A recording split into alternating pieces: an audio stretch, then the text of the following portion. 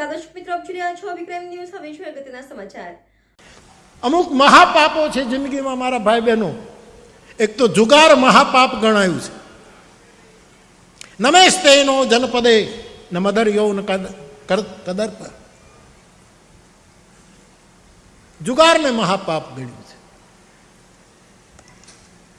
બને તો એનાથી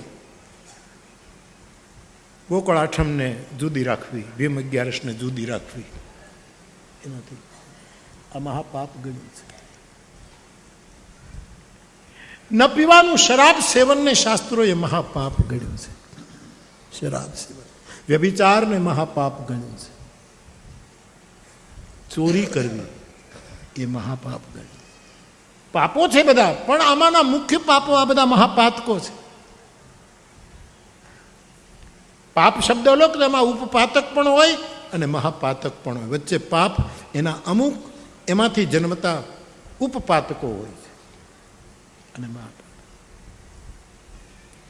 કોઈની હિંસા કરવી એ મહાપાપ છે. અસત્ય બોલવું એ તો બધાથી મહાપાપ છે. નહીં અસત્ય સમ પાતક પુંજા. તો આવા પાપો,